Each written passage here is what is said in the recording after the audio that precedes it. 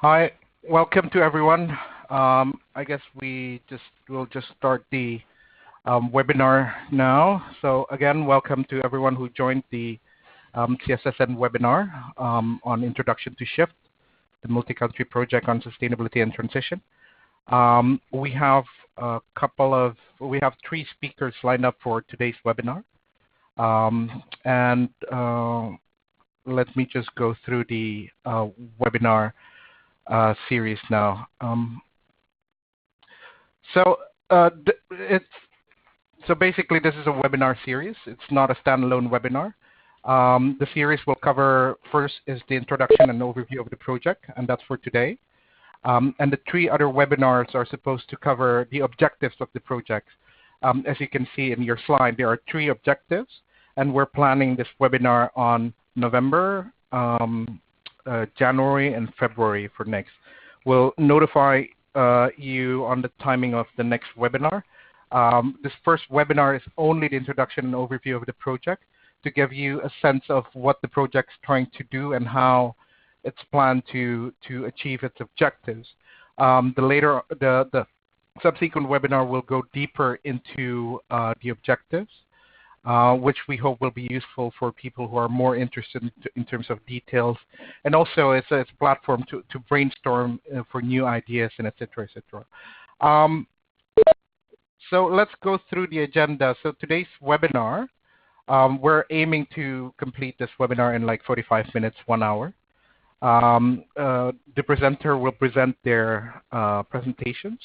And after each presentation, there will be 5 minutes question and answer, but for the 5 minutes question and answer, we're only going to take 2 questions from the participants, in anticipation that in the end of the 3 presenters, there's going to be 15 minutes to actually discuss the overall presentations and projects.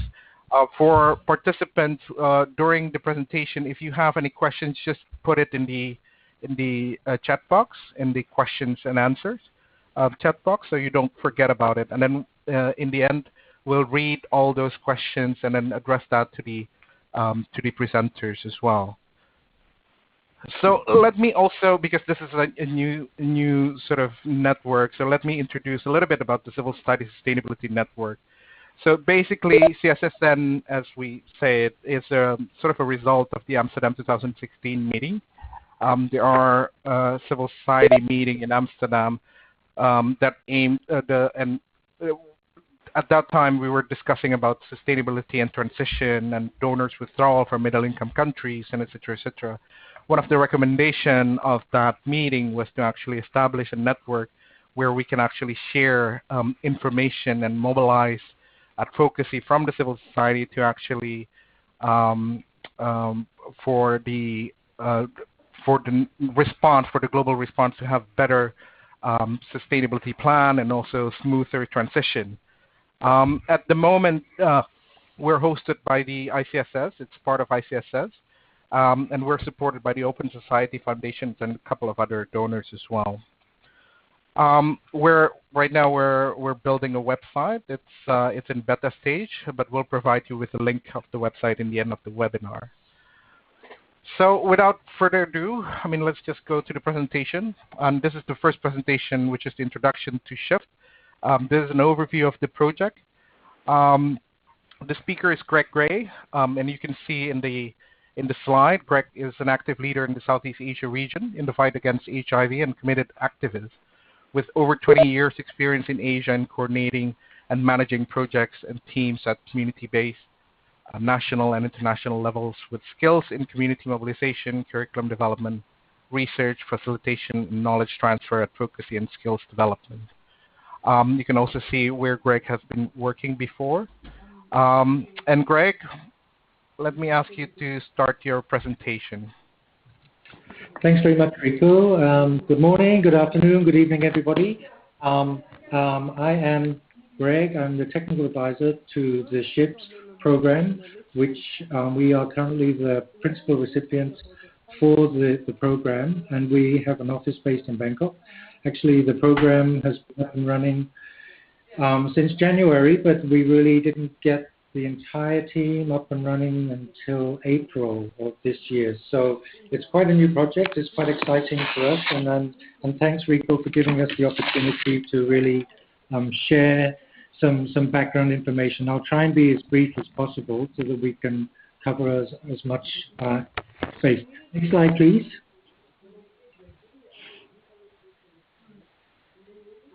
So why the need for a regional program focusing on transitioning and HIV financing? Actually, I think maybe my colleagues who are also on the call can also speak a little bit more about this because they were very much involved in the whole planning process, the development of the proposal, and engaging the communities on the ground in the 4 countries where SHIFT is working. But basically, the program really looks at how do we engage civil society in an era where funds are dwindling, where resources are becoming more scarce, and with many countries transitioning from international donor funding, we're seeing governments basically taking the lead in providing HIV funding. Next slide, please. So as you can see, international funding for HIV has declined, which I'm sure most of you are very much aware of. And so this situation creates a dynamic within the communities. I think there's a concern from the communities that how they're going to be sustainable in the long run. Particularly, Global Fund was concerned about this, and as were our partners and many people in the region. Hence the necessity for this program. Next slide, please. So just this slide looks specifically at the domestic sources for funding in the Southeast Asia region. So particularly our project is working in Malaysia, Thailand, Philippines, and Indonesia, which are upper middle income and lower middle income countries, all of whom are transitioning currently. And as you can see, we have the other 3 or 4 countries a little bit less behind, but primarily funding is coming from domestic sources, driven by the government. And I think, obviously, that creates challenges for many communities and how to actually access that funding. Next slide, please. Okay, the next couple of slides will basically show where the resources are currently being spent. So in Thailand, key populations accounted for more than 50% of all new infections, but yet less than 22% was spent on HIV prevention. And I think this is a key factor in looking forward, because the concern is that prevention may well fall off the radar in terms of government allocating sufficient resources for that. Next slide, please. In the Philippines, key populations are 95%, and yet only 18% was spent on HIV prevention. And obviously, there are many issues in the Southeast Asia region, particularly for key population. We have the so-called war on drugs in the Philippines, which makes it really difficult for certain key populations to engage in dialogue with governments. And likewise, we have a lot of issues around LGBT and human rights, also in Indonesia and Malaysia. Next slide, please. And hopefully everybody will be able to access these slides later on. So I'm presuming that it will still be available online, or Rico will disseminate the webinar so you can actually look into a little bit more detail. In Indonesia, similarly, more than 50% are key populations for new infections, but only 10% spent on HIV prevention. Next slide. And finally, in Malaysia, 70% key population and 62% was spent for HIV prevention programs for key populations. In Malaysia, it's quite a unique scenario where our implementing partner in Malaysia is actually managing the government resources, so they actually allocate funding to their partners. Next slide, please. So in spending in ASEAN countries, if you just look, the majority of spending was on care and treatment, and only 17% overall for prevention. Next slide, please. And next slide, please. So in terms of transitioning, what are we actually doing? So what is the regional program about? So the program is looking specifically at HIV financing.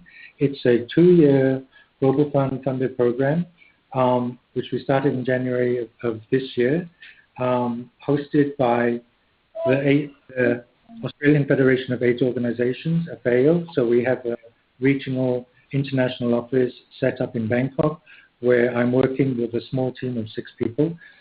We are working with 6 subrecipients, 2 regional subrecipients who you'll hear from later in this webinar, who are APCOM and APCASO. Our regional subrecipients basically provide technical support, capacity building, advocacy training, communications, and importantly, strategic information. So the focus of the program is really looking at developing advocacy strategies, ensuring that the strategic information we're providing to the community groups on the ground can be better utilized to inform their advocacy approaches and capacity building for those communities. Because HIV financing, the whole issue around transitioning and sustainability of HIV funding in the long term is becoming much more apparent, and the need for communities to really engage in this dialogue is absolutely crucial. And I think one of maybe the challenges that I believe that we are kind of experiencing is the need for us to really ensure that the communities are bought into this program. Many of the regional networks who we work with in the region, or the key population networks, lack human resources and they lack funding. So, you know, they're managed by just a couple of people in most instances. So their ability to really engage is really crucial. But at the same time, we understand they are conflicted by the need for them to also manage programs and other activities within their network to really meet the needs of the key populations. Next slide, please. So the goal of SHIFT, the main goal of SHIFT is working towards sustainable, cost-effective and strategically allocated funding for HIV in the transition countries, and by ensuring active participation and coverage for key populations and civil society organizations. And so I think you'll hear a little bit later how APCASO is providing, is doing the capacity needs assessment for each community. They're then developing in-country with our country partners advocacy training specifically geared to the needs of those communities. Next slide, please. So, in terms of the expected outcomes of SHIFT, there are basically 3. One is increased access to the use of strategic information, particularly around HIV financing, including allocative efficiency, innovative CSO funding mechanisms, and best practices. So basically, I feel like one of the key the key challenge is really how we can package the information and our training and our support to the community so that we can kind of unpack some of these technical terms and make it more relevant to those communities on the ground, and really advocate for them to ensure that they have a seat at the table, they understand how budgets are allocated to the government, what some of the existing CSO funding mechanisms exist in country, and how they can better engage.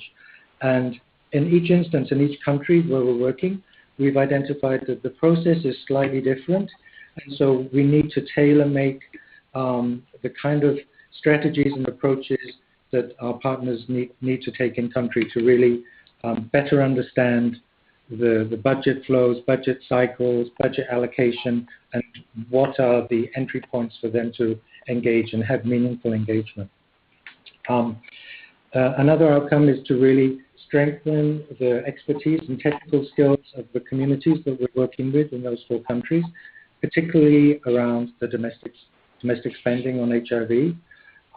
Last one is really looking at developing effective advocacy. So using the strategic information, packaging it in a way that it is evidence-informed advocacy, and they can actually sit at the same table, say with the Ministry of Finance or Ministry of Health and better articulate the need to continue to support and to fund HIV-related activities, particularly around prevention. As we've already seen in the earlier slides, prevention actually is such a small part of the overall budget for HIV. Next slide, please. So the three objectives are effective advocacy, strengthen capacity of societal organizations, and increased access to and use of strategic information. And we do this through the support of our two regional technical partners. Ourselves as the principal recipient and the two regional subrecipients, we work together as a coalition, as a consortium, and we work very closely together to ensure that the kind of package of information and the support that we're providing to our community groups is really meeting their needs. And that means we need to invest a lot of time in supporting the partners in country, really understanding a lot better about what are the windows of opportunity for them to engage, really factoring in opportunities to engage with other experts, be they financial advisors, health analysts, this kind of thing, World Bank, for example. So it's really kind of crucial to develop our advocacy strategy and tailor it to the needs of those communities. Next slide. So these are just some of the key activities that we're working on under the program. These are not all. I think this will just give you a short sort of overview.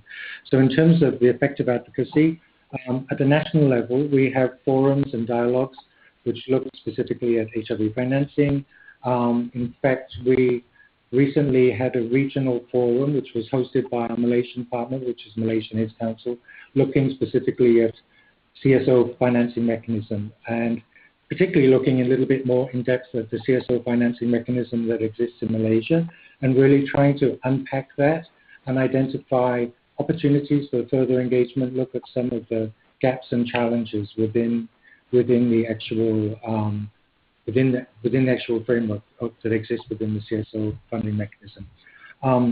So then also looking at frameworks on HIV financing and transition, forums and dialogues. So there will be sort of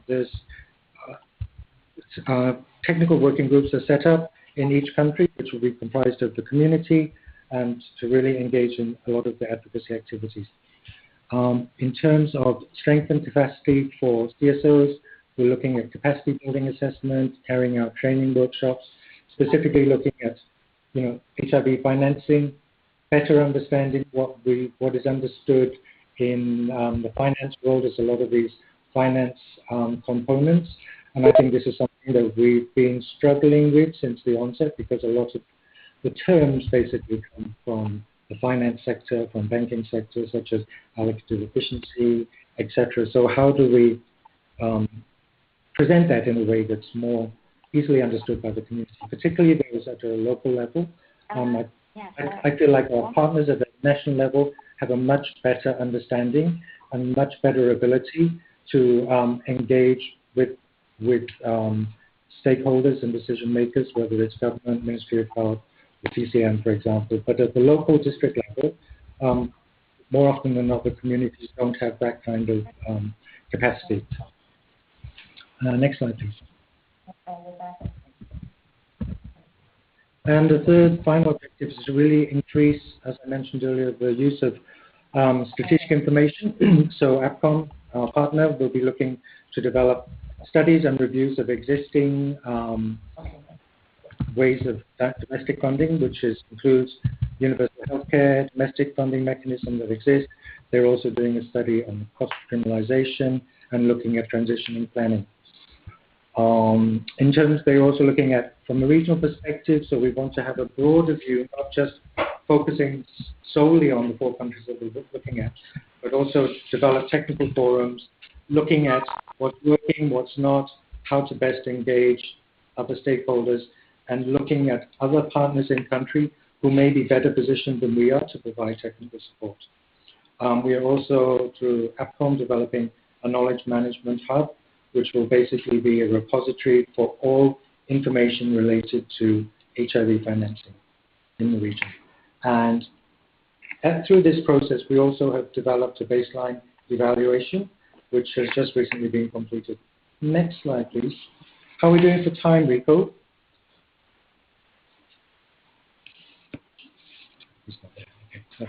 Okay. You still have 3 more minutes. Okay, 3 more minutes. So just a couple of key findings from the baseline evaluation, which is quite detailed, but basically we did a very consultative process in all countries and tried to engage with as many stakeholders as possible. But some of the findings were quite interesting, specifically in that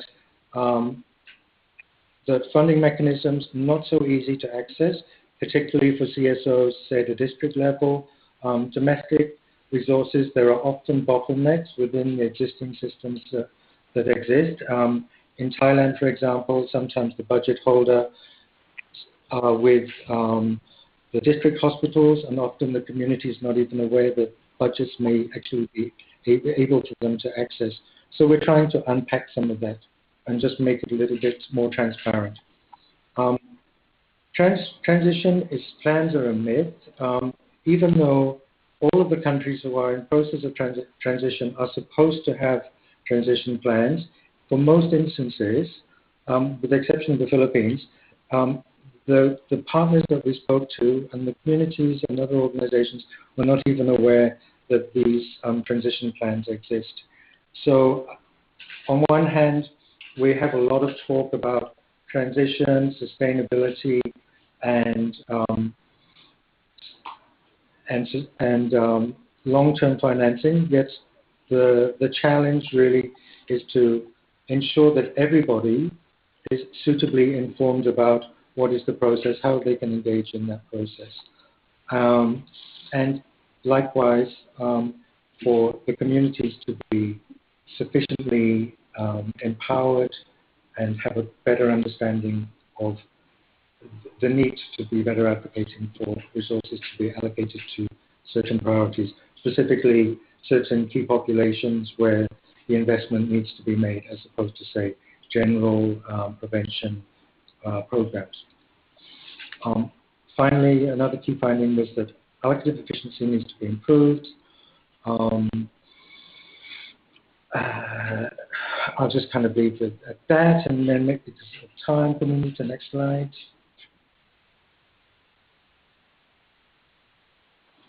So in terms of some of the challenges that we've encountered, I touched upon them a little bit. I think because we were a little bit delayed in the startup and identifying our 4 in-country SRs, we are basically running about 1 quarter behind, and this is only a 2-year program.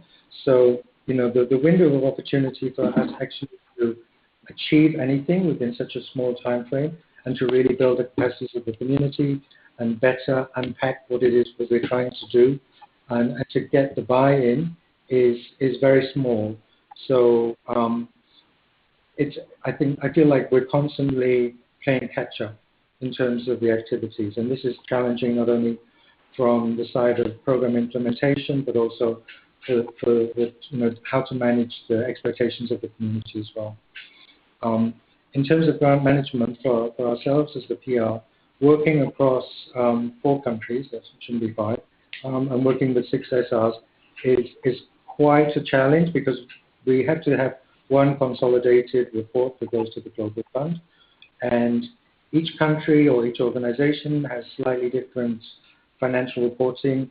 I think only 2 of the countries had previously been SR, so it's quite new for them in terms of Global Fund reporting. As I mentioned, I feel that it's really important for us to get the buy-in and the ownership of this program and what we're trying to do from the community specifically, but also from the CCM. So the relationships that need to be developed with the CCM and the sensitization of the activities of the program are quite critical if we're really to have any success at all. Packaging strategic information There is a lot of information that is out there, such as the NASA report, the GARP reports, etc. There's a lot of data, but how can we package the data in a fashion that can be easily translated by the communities, and they can use it in their advocacy strategies. And I think finally, also, it's really important for our program and the work that we do to be very closely aligned with the government, with their national strategic plans and the existing in-country HIV activities. So we see the need for our country partners to really engage with other key stakeholders. And as time is very limited, it's quite challenging to fit all of that in, as well as carry out the required activities that need to happen. Next slide. Next slide. Okay, I think I'll leave it at that. Thank you. Thanks a lot, Greg. It's a very interesting presentation, and there are a couple of things there that I note that might be a new term for the audience around allocative efficiency, around fiscal space, and we're hoping to explore that in the next presentation. But for now, as I mentioned in the beginning of the webinar, I'll be taking 2 questions from the participants. And I can already see there are a couple of questions in the chat box from the participants. And I'm going to invite one of them to directly ask the question. So Thomas, if you can unmute your call, Thomas Chang, if you can unmute your call and then ask the question directly. Yes, sure. Hi, Rico, and hi, Greg. Thank you very much for your presentation. My question is very specific. What do we actually mean, or what do you mean when you talk about raising capacities in HIV financing? Can you provide some examples and perhaps describe what are the training workshops about? Right. Okay. So thanks, Thomas. So I'm aware that this is going to be covered in the next presentation. So I'm going to invite Jonas and Greg, but maybe first Jonas, because I'm aware that he has a slide on this. Jonas, do you want to add something? Yeah, we're actually looking into different areas in terms of capacity development. And for example, in the trainings, we've included contents about basic advocacy skills, from developing your advocacy goals to stakeholder mapping and advocacy planning, to the more technical side of it. For instance, trying to understand government budget cycles and identifying spaces where they can do advocacy. Or, for example, walking them through national government and local government budgets, just to familiarize them with documents that are quite technical and most of us are unfamiliar with. Thanks, Jonas. Yeah. And Greg, do you want to add anything? Yeah, maybe just to add that, capacity building is often a word that's thrown around quite widely. And I think in the case of the SHIP program, we work through our country partners, so we support the country partners. And our country partners, each of them have their own strengths and weaknesses.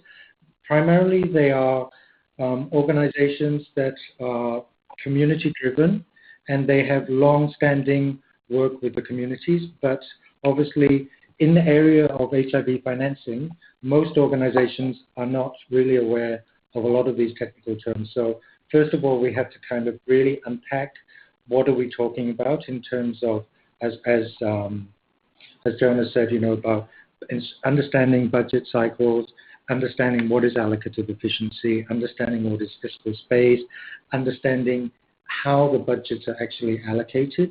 So it's breaking it down into those specific components and really getting a better sense, giving them the opportunity to really understand and to be able to articulate and really advocate to ensure that their approaches and the work that they're doing in the HIV response still gets covered, particularly when we know that funding isn't always allocated specifically to those organizations that may need it the most.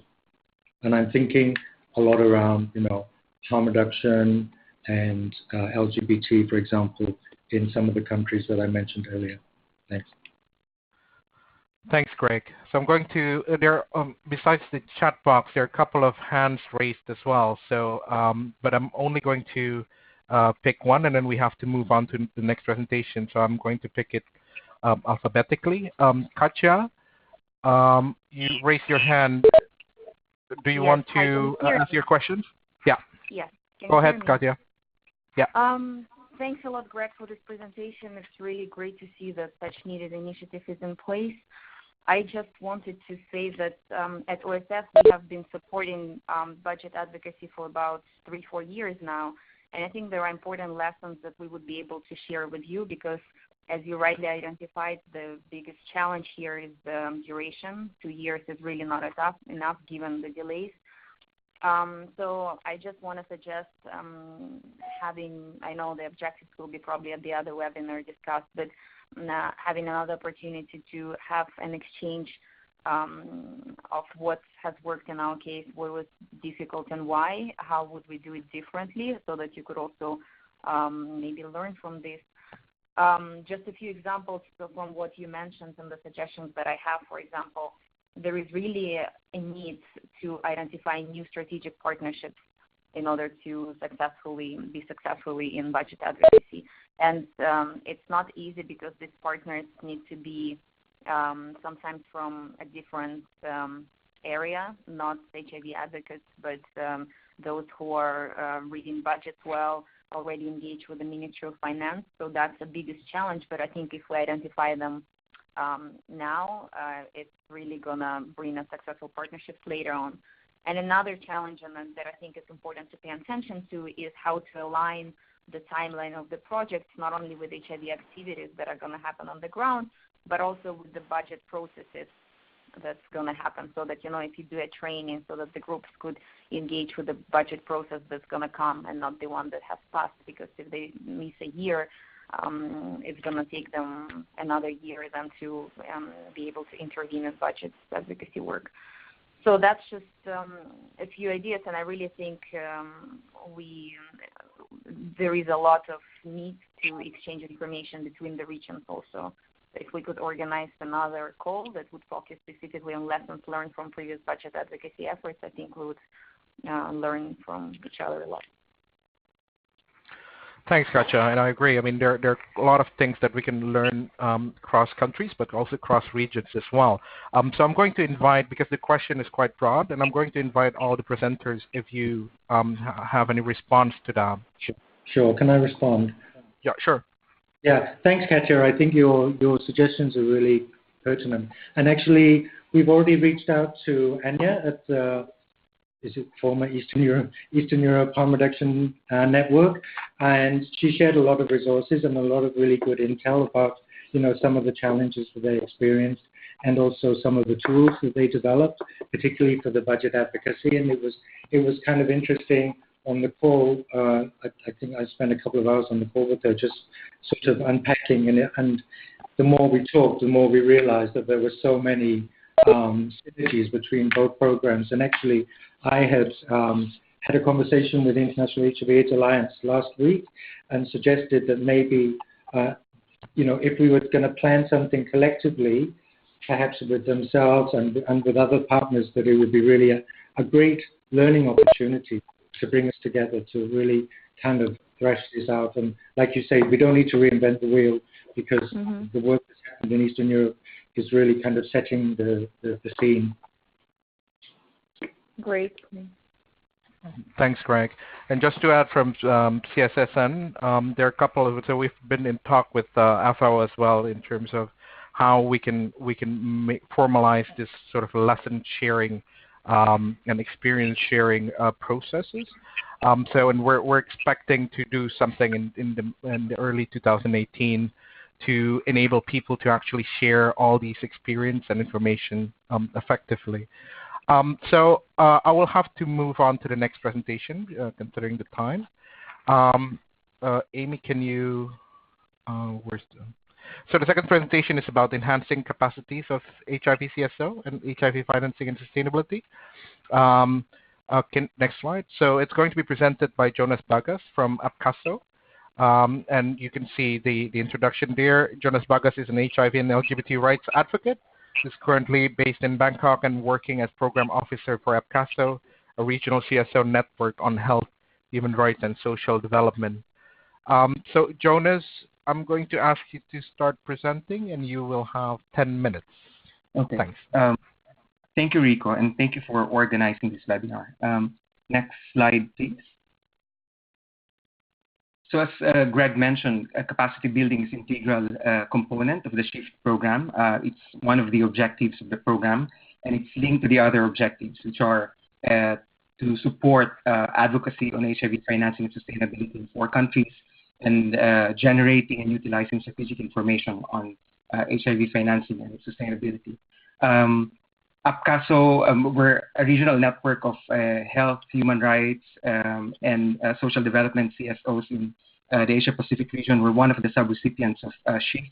And capacity building is just one of our mandates within the program. The other one is norm setting, and I hope in the next webinar we'll also be able to share with you what we're doing in that area. But to focus on capacity building, I just want to, next slide please.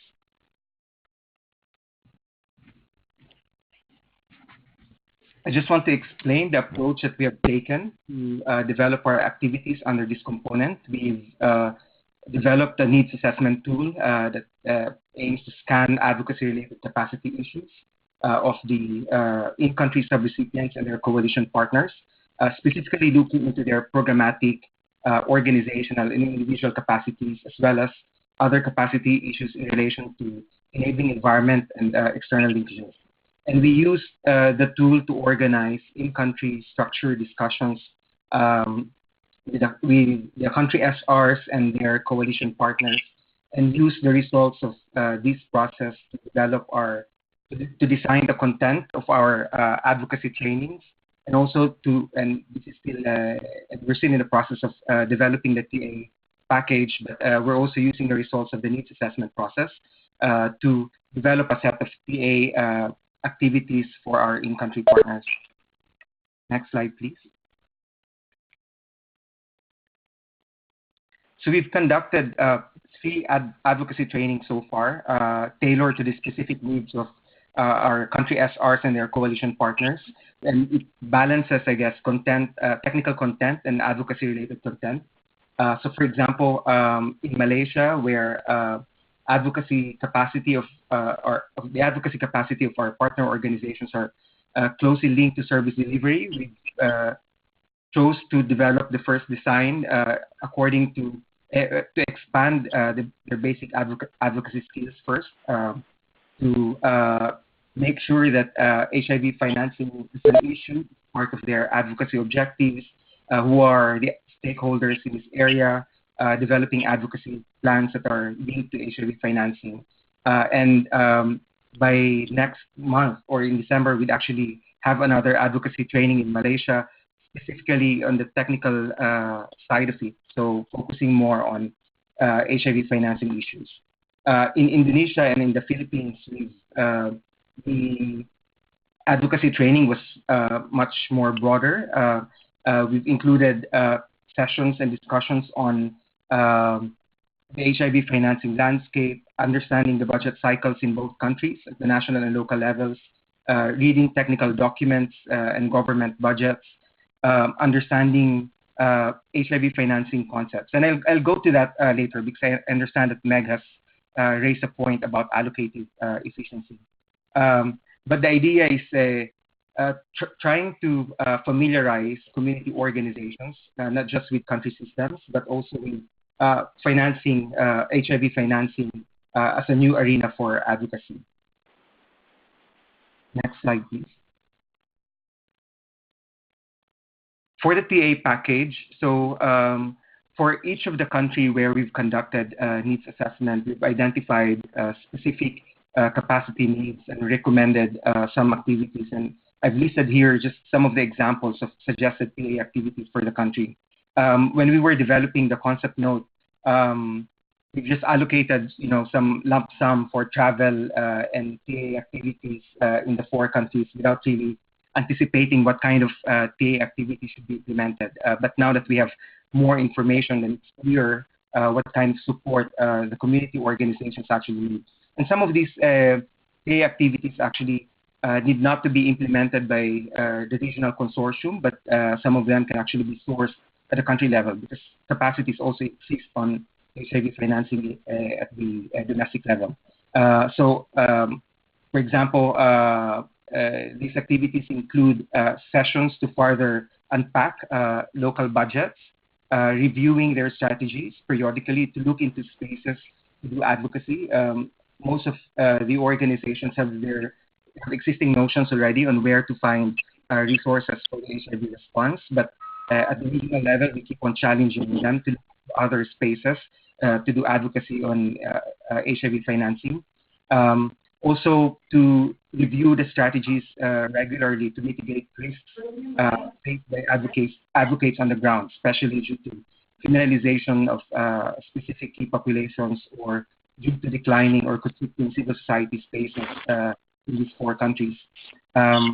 Reviewing advocacy plans, bridging, the stakeholders with other agents or other actors who can actually support or amplify their own advocacies. So, for example, in the Philippines and in Indonesia, there are actually organizations doing budget transparency advocacy work already, and there's connection to some of the HIV organizations that we hope to strengthen these ties with other organizations.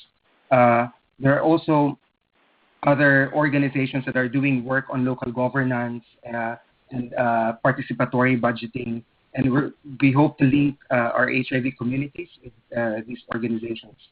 Sensitization within coalition about key population issues, because the understanding of the concerns of people who use drugs or sex workers vary across the different coalitions or different countries within the coalition doing advocacy work on HIV financing. And strategizing sessions to address advocacy roadblocks. Next slide, please.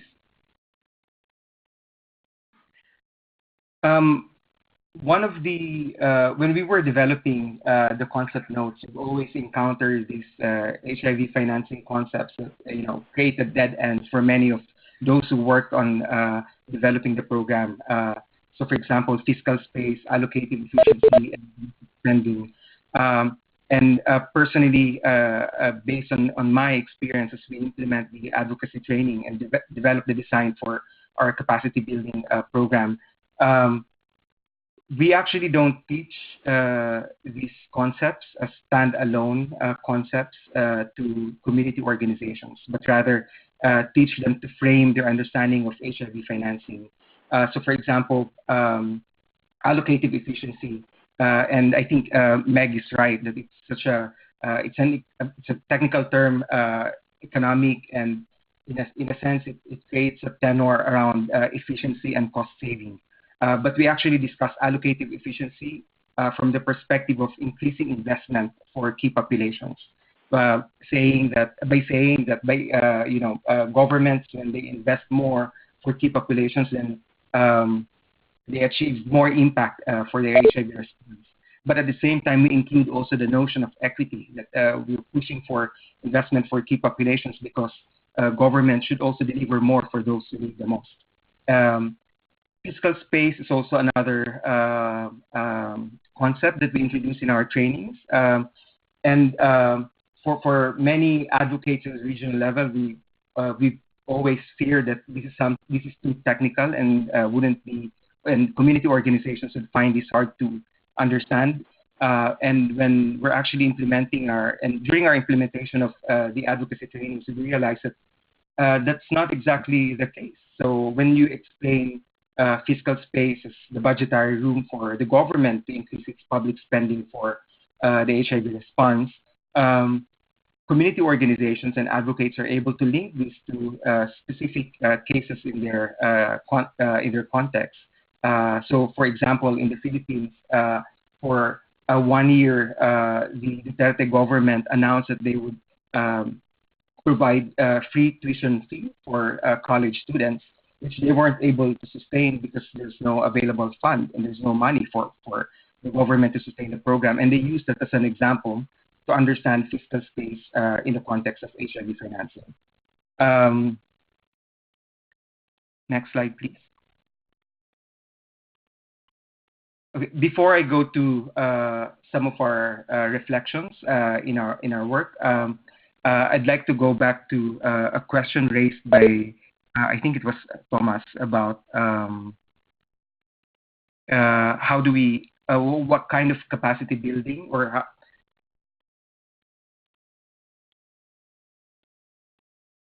which area, which specific capacities in HIV financing we're developing. We've also developed indicators, outcome indicators for this component. So we're looking into the capacity of HIV CSOs and their coalition partners to be able to contribute effectively in the budget processes, in their country budget processes, whether through submission of position papers or costed HIV activities or programs to local parliaments and other decision makers. And the stakeholders that they engage in are also able to reference or accept those recommendations or position papers. The other indicator is around improving their advocacy plans because some of the organizations have already existing advocacy plans that speak somehow a little bit on HIV financing. So we hope that by the end of the program, they're able to review and revisit and revise their advocacy plans to include specific objectives and activities to HIV financing.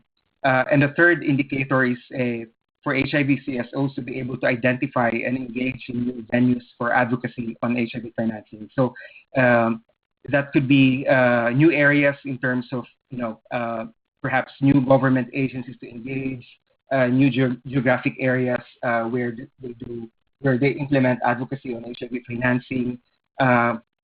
Or we've also developed an advocacy framework and identified different domains where they can do advocacy. And in our training, we ask them to locate where they're doing advocacy as of the moment and where they foresee they can do more advocacy work through shift or in the future. But I think the major challenge is breaking the fear in relation to the perceived fear in relation to HIV financing advocacy as a technical and a political engagement. And that's true, it's technical and political, but we also explain to our community partners that it's not rocket science. It's something that you can learn. And one way to get over that fear is to just be familiar with that space, reading government budgets and asking questions about it, and even trying to practice developing advocacy messages and trying to practice amongst themselves how to deliver those messages. And we hope that when we deliver the TA package, we're also able to address some of the risks that most of them would some of them might encounter in doing advocacy work, whether because they're exacting accountability from their governments or because of the legal environment that they face. We also hope to imbibe the idea that when we're building the capacity of community organizations to do HIV work, to do HIV financing advocacy, we want to develop expertise within the community so that when countries transition and governments need more, governments need expertise on the ground about HIV financing, then they go to community as resource and to provide support, technical assistance and support to the government in financing their own HIV response. The other reflection point is how we frame advocacy. And I know that for many community organizations, there's a sense of panic about the current HIV financing landscape for good reason. But it sets, however, thinking that this is about survival. And I think we need to expand the goal, the advocacy goal in HIV financing beyond survival of the activities that we're implementing, but trying to scale up the response, and at the same time looking at sustainability as a continuing objective. It's something that we have to address continuously. And lastly, it's one realization also is trying to stoke some interest in HIV financing from community organizations that are more familiar with donor-driven systems and processes. So it's really like familiarizing community groups with their own country systems on health financing, and trying to make them realize that it's been there. These systems have been there right from the start, and it's really us trying to understand what's in place and how we can engage in that space or reform these mechanisms. One example I can cite is on the issue of financing mechanisms for CSO. And most of our conversations with HIV CSOs on financing mechanisms for civil society, many of them would say that these financing mechanisms do not exist. But if you actually look into the legal framework of countries like Indonesia, Philippines, or even Malaysia, they actually already allow for governments channeling resources to civil society. That said, there are, of course, many gaps and many barriers to these mechanisms, but it's really about understanding how governance has worked for years and whether there are already existing spaces where HIV advocates can get into and push for greater financing for the HIV response. Thanks, Jonas. And let me just, because it seems like we're running a bit over in terms of time, but let me just allow one questions or comments from the participants, and I already have Meg Davis in the chat box. Meg, I'm going to invite you to comment on this. Thanks so much, Rico. Right. I'll make it Go fast. So yeah, I think this is really exciting and really important work, and really glad to hear that you're addressing equity. And I hope also ethics, which the Global Fund and UNAIDS haven't talked as much as being part of health economics, but it is very much accepted that ethical principles are at the national level part of health economics resource allocation discussions. So be happy to discuss that more offline if that would be helpful. And I just also wanted to flag a concern about lack of access to basic information in a lot of countries. Like I'm finding in review for some countries that you don't have the NSPs online. It's hard to find the COPs. The concept notes for the Global Fund and grants are not online. CCM contacts are hard to find. And so that just seems like a really important site to push for more transparency and more access to information for civil society groups. Thanks. Thanks a lot, Meg. And because it's more of a comment and not a question to the presenter, let me just respond a little bit about that. And I fully agree. I mean, when in the Global Fund, I'm also the Global Fund board member for the Communities Delegation. So in the Global Fund, usually when we talk about ethics, it usually refers to ethical behavior of governance officials or secretariat. But there needs to be some sort of framework that regulates how the Global Fund behave in the global health landscape, right? And this is exactly what Meg is talking about. So I fully agree with that. I'm going to invite the presenter to comment on that if they have any. Jonas or Greg or Ryan? Well, I completely agree. And if I may sort of wear my previous hat as part of the CRG team within APCASO, and we did some review of the concept notes and consulted community organizations about the funding process in the Global Fund. And these are issues that have been articulated around transparency and being able to access documents that are oftentimes restricted within the CCM or government members of the CCM.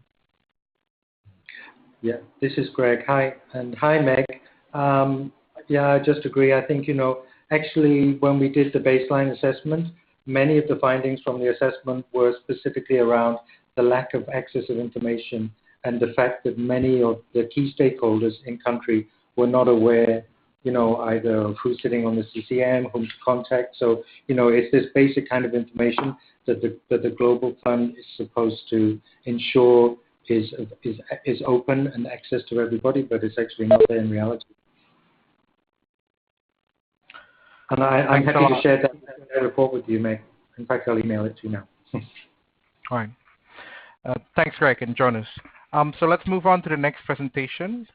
It's a shorter presentation on the strategic information section of the project. And it's going to be presented by Ryan okay, I can't pronounce it. Sorry, Ryan. Figueiredo from APCOM. So Ryan, as you can see, Ryan has worked in the nonprofit sector since 2002. He's an alumnus of the Tata Institute of Social Science and trained in demographic from Oxford and in clinical trials from London School of Hygiene and Tropical Medicines. Ryan, I'm going to invite you to unmute your line and start presenting. Thanks. Thank you so much, Rico, for this opportunity, and thank you to CSSN for giving us this platform to kind of share our experience under the SHIFT program. For those who do not know, APCOM is a regional organization that really represents a diverse range of interests working towards and advocating for the health, human rights issues that affect largely men who have sex with men and transgender persons, but also other diverse communities. Our work is premised on this whole concept of empowerment, where we believe that it's important for communities to have both voice and ability, and that really informs their ability to participate in conversations around what it is that they need and help them articulate their needs and realize their rights. And this is really what APCOM hopes to achieve as a consortium partner in the SHIFT program. For those who do not know, the SHIFT program is organized for kind of management into 6 pillars. And APCOM is tasked with pillars 2 and 3. And what these pillars under APCOM are really about is to kind of create an environment where voice and vocabulary are emphasized. It's to kind of create a culture of using strategic information in communities to leverage the knowledge from the ground and to also kind of participate in broader national conversations, especially around financing. And second is, of course, to package communication pieces in a way that is palatable and is easy to access by organizations. You all know that community-based organizations in country have different levels of competence and access to information. So APCOM's work is really around creating, first and foremost, an environment where evidence is, there's a premium place in evidence and strategic information, and secondly, to kind of package these complex conversations into, that then in turn speak to both downward accountability, community-based organizations and their accountability to the communities that they serve, and upward accountability, their ability to participate in national processes. And so the strategic information activities on the SHIFT that APCOM manages can be divided into 2 kinds of pieces of work. One is more comprehensive, which creates broader discussions and dialogues. And these are done through studies that we are leading. For instance, we have national situation assessment. Now, basically, the study is a scan of the HIV financing mechanism in the country. It provides a context, and also creates an understanding of the advocacy opportunities for CSOs in the domestic financing space. It's not a static document, but it's really a living document, something that would need to be updated as and when information becomes available. I think what Greg and Jonas also highlighted is that this information is very hard to access even for people who have who have more relationships than countries, country-based organizations. So we're hoping that this national situation assessment can be updated on a regular basis, and then this information becomes accessible to our partners, especially our country partners, under this particular project. Then what we want to do is to kind of look at case studies. I think there was a participant of this webinar who said that there is much to be learned from other countries' experiences on their engagement in the domestic financing space. And so this is divided into, the case studies are divided into the financing mechanism case studies and the CSO legal mechanism. Under the financing mechanisms, we're looking at two countries. One is Indonesia and the other is Malaysia. We know that in Indonesia, it's much more of a decentralized approach, and we really want to understand how KP organizations in the country are engaging with the government in the financing mechanisms in that country.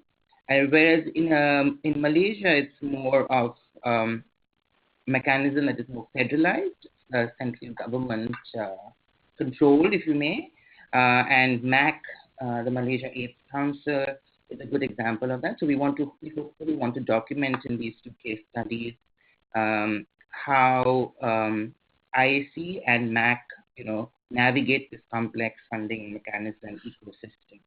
Under the CSO legal mechanism, we're looking at Thailand and the Philippines, and we really want to find out how CSOs operate within the statutory frameworks of that country and the legal framework that Jonas was mentioning in those countries. What makes it hard for them to have a voice and then to subsequently then articulate what it is that they need for their community. And so in Thailand, we understand that CSOs have a much bigger stake. They have much more access to private sector funding. It's much more an evolved ecosystem. In the Philippines, for instance, on the other hand, we know the registration of CSOs is much harder and there are many more gaps. And so we will hopefully, these case studies will also then present a comparative analysis. And while we can say what has worked, we can also say what has not worked. And then for the, we're calling it bite-sized kind of work that we are doing is, how do you package this complex information into either policy briefs or discussion papers, infographics, and also using social media much more effectively to communicate to communities with these complex ideas around financing. And so that is what our strategic information piece under AFCOM is all about. Next slide, please. Could I have the next slide? This is just a kind of a snapshot into what the financing mechanisms are right now. We know that there is domestic financing, international, we have universal health coverage, and of course we have others. And this is mapping out what we already know about mechanisms and sources for HIV and health. Next slide, please. What we are keen to understand on is what are the innovative financing mechanisms that number one work and which are sustainable. Now, all the ones that we have listed now may be interesting for community-based organizations because it provides them an additional stream of resources, but it may not be sustainable in the long term. The social enterprise model is something that we are considering under the SHIFT program. We're also looking at corporate social responsibility schemes that community-based organizations in the country can tap into. We're looking at private sector as well as public funding. There are a couple of examples of for instance, the social enterprise model. The PT Foundation, for instance, uses a model where while they have an eye on the bottom line and on profit, they use the money that they earn from that intervention to cross-subsidize for people who cannot afford, say, testing services. CSR schemes, access to CSR schemes is demonstrated best by TNAP, our Thailand partner, where they have effectively worked with the Sun City Group, which is a real estate group, and they have been able to kind of use the marketing team of that particular corporate entity to promote HIV testing. So it's not really cash, but it's in-kind services, and they have kind of figured out a way to kind of partner with the corporate sector for these kinds of non-monetary ways of supporting their work. Of course, Malaysia is also doing a lot of things like gala dinners and things like that, and we want to kind of try and stimulate our organizations to look at other ways to kind of engage the private sector and also to tap into the larger pool of public fundraising. The next slide, please.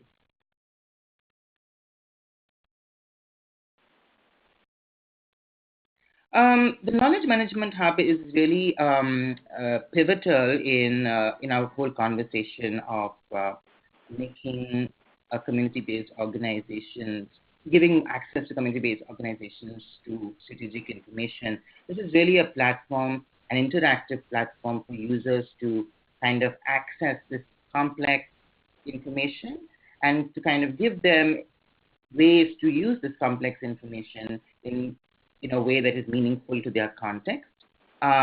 Also, this Knowledge Management Hub will kind of do other things like provide tools for advocacy and also bring together other kind of KP engagements in the HIV financing space that may be useful for different organizations to learn from. And the KM Hub audience is to the community, civil society in general, but also our country partners in particular and our regional partners as well. The next slide, please. So the functionalities of this Knowledge Management Hub, we have just started developing and designing this piece. It will have things like webinars and live stream provisions. I think the sense of connectedness is very important in today's world and in communicating and transferring of knowledge and information. So these functionalities were thought of and as ways to kind of connect this community of advocates in the financing space. It will also be a way to kind of a repository for Shift collateral. All the material that we develop under this project will be housed under the Knowledge Management Portal and will be accessible not only to Shift partners, but to other partners as well who are doing similar work. Also, we know that it sometimes is very hard to retrieve information that's relevant to us, and therefore a categorize and search engine for this particular Knowledge Management Hub is quite critical. And the Knowledge Management Hub will also link into existing resources like UNA's Data Hub, the AppCastle Global Fund CRC Asia Pacific platform, and of course AppCom's the source, which is the knowledge management repository. Next slide, please. And of course, so the objectives of the Knowledge Management Hub, we hope, is to kind of have an improved distribution of knowledge, consistency of data, data that has been verified and vetted, and also to give communities easy access to this information that is going to be very useful for their advocacy work, so they're not scrounging around for information, but it's all available in one place. Next slide, please. Oh, and that's it. Sorry. So I'm happy to Thanks a lot, Ryan. Thanks a lot. And because we're already like way over time, and sorry for me being a bad moderator, not keeping that time, but I'm going to invite people to start raising their hand if they want to ask questions, because it's a discussion session now. In the meantime, I will read one question that has been asked by Sita, and I'm going to invite the presenter to respond to this. So from Sita, it seems Malaysia is far better than other countries in mobilizing government resources. If you could share any best practices from that country, it'll be useful. So I'm going to invite either Greg, Jonas, or Ryan to respond to this. Great question. Actually, in theory, it sounds like it's a perfect model. The government allocates budgets for the HIV response, which is managed through the Malaysian AIDS Council, which was established, I think, in around 1994, if I'm not mistaken,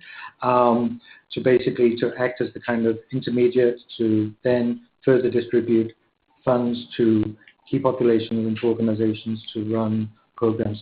However, in reality, the Malaysian AIDS Council tends to be very conservative in the way that it engages the government. It's because it has a very precarious position.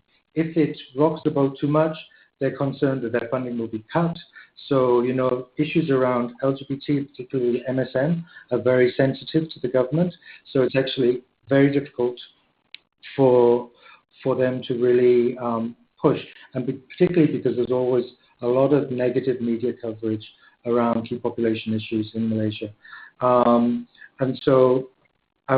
also, more significantly, previously the budget was, I believe, 12 million ringgit per year. Now it's been cut to 7 million. And so it's never a confirmed amount. They don't know until they submit all of their partners' reports at the end of the year in terms of, have they met the targets, etc., whether or not their projects will actually continue to be funded. And so there's a real challenge for certain key communities, certain key populations in not being able to access funding. I don't know whether anybody else wants to add on to that. But also there are other issues that we identified when we did a kind of mapping of the existing CSO mechanism that exists within the MAC structure, particularly around the technical review panel of funding proposals. It turns out that there's actually no involvement of community within that process. So basically it's government, it's academics, and it's management from Malaysian AIDS Council. So Thanks, we are Greg. making specific recommendations in that report already. Right. Thanks, Greg. Jonas, do you want to add some comments on that? None. Yeah, I completely agree with what Greg said. And I think there's also recognition even within the government that they're not spending enough for treatment, so they still face treatment gaps, despite, I think, a report coming from them that the government is paying for, I think, 94% of the HIV response already. Right. Thanks for that, Greg and Jonas. And the next question is, go ahead, Greg. I think one other kind of knock-on effect that has is actually some smaller organizations who may be supporting the HIV response actually don't get funding through the government, but they seek external funding from, international donors or whatever, be they small foundations, whatever, and they're therefore not required to report their findings to the government. So the government is really kind of concerned, and so what we're trying to challenge Malaysian AIDS Council is really to look at other key stakeholders who are actually maybe providing services, but who may not be currently a member of the MAC organization. Right. Thanks a lot for that, Greg. And the next question is around loan buy-downs, actually, and I know that there are quite a lot of experts around this at this time. The Global Fund right now is doing a pilot on loan buy-down, or they're planning to do a pilot on loan buy-down. At the same time, SHIF is also considering, innovative financing, and et cetera, and loan buy-down is somehow considered into innovative financing. What are your thoughts around this? And I'm going to ask RD probably from Apcaso, who have quite a lot of thoughts around this particular topic. RD, do you want to respond, or any other presenters? Thanks, Rico, and good evening, everyone from Bangkok. I would respond, and my response would, I guess, I would ask, how can I curse, or how blunt I can be. And I think in discussions on loan buy-downs, there's a number of issues that needs to be addressed. One are issues around transparency in the conversations around loan buy-downs, who is part of it, who are left out. who are making the decisions and the rules and who are being left out of the conversations.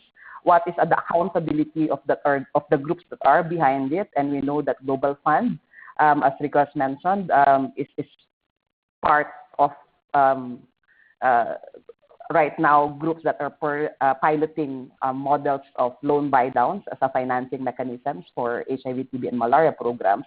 And we have to ask questions about transparency and ability to impose check and balance and oversight mechanisms on these innovative mechanisms. And also, like for example, if financing institutions like the Global Fund are channeling resources into loan buy downs, how would it change the nature of aid from aid to loans? And how do we make sure that there is not much fallout in terms of key populations and civil society issues? I know, for example, in some country where the loan buy down has been piloted with Global Fund money being used to fund part of the loan buy down.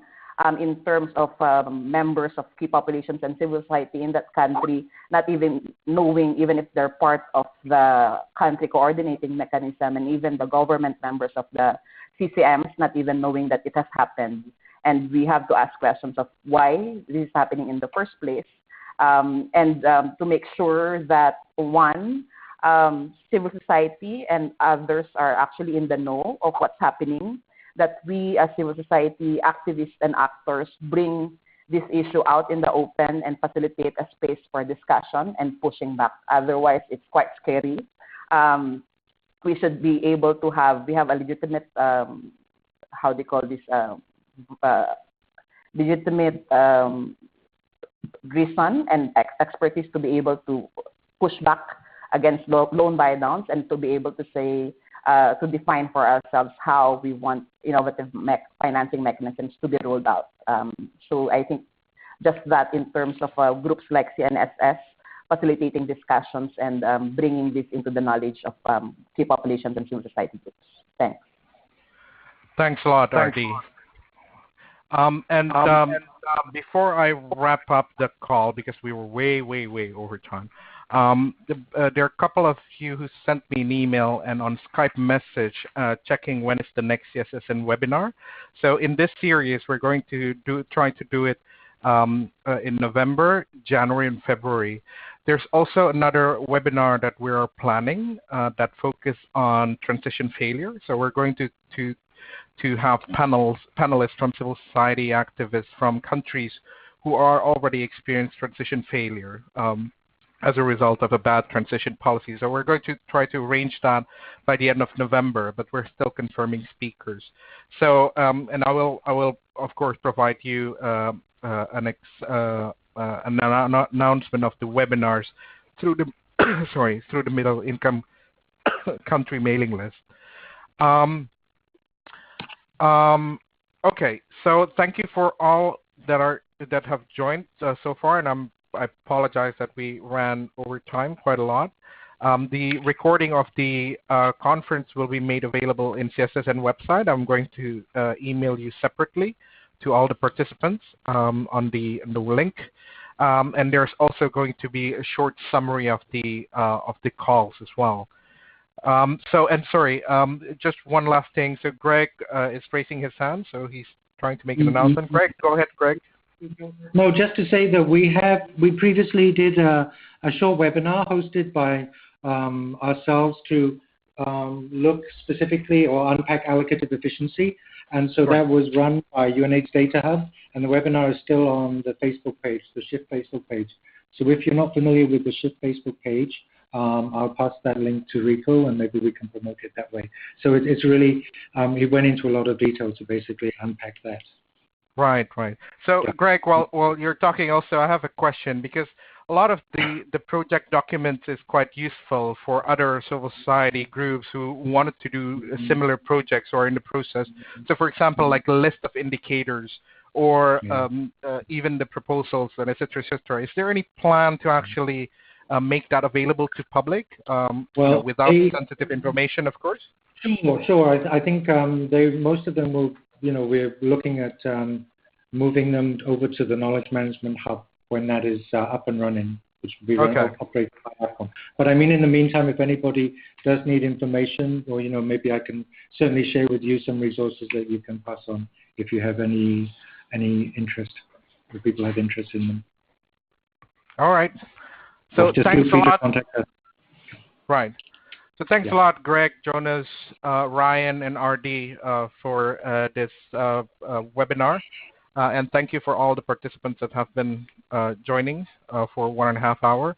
I'm going to send you the summary of this call very, very soon and make the recording available. So again, thank you, everyone, and bye-bye. Thanks, Rico. Thanks for hosting. Thank you. Bye. Bye-bye.